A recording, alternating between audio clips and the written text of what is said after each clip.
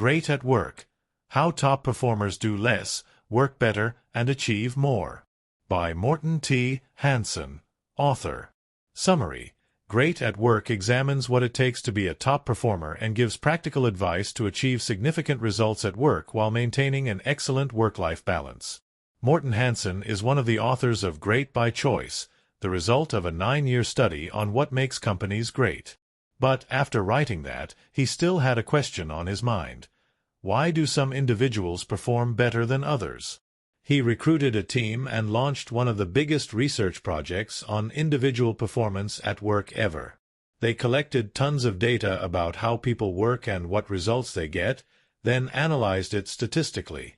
The group found that 7 work-smart practices account for high performance at work. They then organized the results into a validated framework that anybody can use. In Great at Work: How Top Performers Work Less and Achieve More, Hansen explains these 7 principles, with examples from the lives of the 5,000 people that he and his team analyzed. He also suggests you think of it as a complement to Stephen Covey's 7 Habits of Highly Effective People, updated to reflect the realities of work today. Here are 3 lessons that I'm trying to implement in my work. You can be successful and still experience work-life balance. To perform well, you must combine your passion with purpose and constant learning. If you want to master working with others, be selective about collaborations and manage meetings with a fight and unite approach. Would you like to improve your results while reducing your stress? Let's find out how you can do it. Lesson 1. Being successful doesn't imply working overtime and risking burnout. Many of us believe the key to success is working hard and putting in long hours day after day. After he graduated, Morten Hansen was one of these people. For some years he worked 60 to 90 hours per week and neglected his private life and health. That was until he discovered his teammate Natalie had better results than him and never left the office after 6 p.m. or worked on weekends. Despite Hansen's experience, the overworked, stressed-out, high-achiever paradigm is still a stereotype often portrayed in movies. These individuals neglect their personal concerns for business interests. However, Hansen's research shows that you don't have to voluntarily give up your time away from work to get great results. You can do it while maintaining work-life balance. His team discovered that the main feature of top performers is selectivity. While most productivity experts suggest prioritizing, Hansen goes beyond.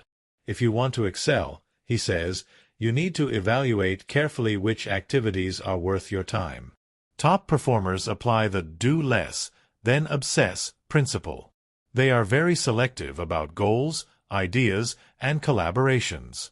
Once they have chosen to undertake a specific project, they commit to producing high-quality work.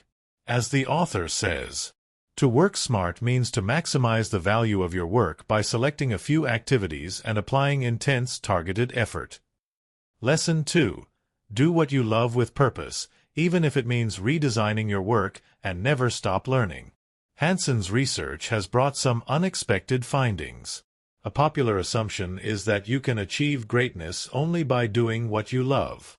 The author even confirms that people passionate about their jobs are more likely to perform better. But fascination alone doesn't suffice. Only people who adopt the P-squared approach and match passion with purpose do perform great. We need to feel useful. We can do our best only if we find a role that provides value to other people, thus experiencing satisfaction and well-being at work. The very best performers in the study rethought their work to create the most value. Some designed new roles for themselves, while others launched a new business inside their current company. Morten Hansen has also questioned the popular idea that you need to practice for 10,000 hours to master a skill. He says that's not what top performers do. The best way to become smarter while working is to apply the learning loop. Regularly ask for feedback about what you do and use it to fine-tune your processes. Never give up learning while working. Even if you need to accomplish the same activities every day, explore new ways of doing them. This is the quality learning principle. Avoid mindless repetitions to keep improving your skills. Lesson 3.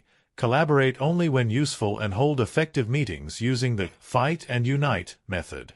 We consider collaboration to be efficient, and we often think the more, the better. Experts advise organizations to eliminate silos, build networks, and use lots of high-tech communication tools. But top performers collaborate less, not more. They do work together only if it provides value to the projects of themselves and their potential associates. Otherwise, they save time and energy for more productive activities. What about when you need to utilize a team? How can you manage meetings to get the most from them? Top performers suggest that you carefully analyze if a meeting is really necessary before organizing one. If it is, be sure that time together provides the highest value using the fight and unite approach. To be effective, you need to get your team to debate. People must feel allowed to speak their mind. Confrontation is essential for the most innovative ideas to emerge and for sound decision-making. Debating requires different points of view, so you'll have the best results if you bring together people with more diverse backgrounds and mindsets. You also need to ask specific questions to get your teammates to express themselves freely. Rather than, "Do we have any new ideas?" ask, "What can we do to improve this service?" Despite contrary opinions, the team must unite. Make sure each member commits to implementing the decision-making process and to respecting whatever choices the team leader will make.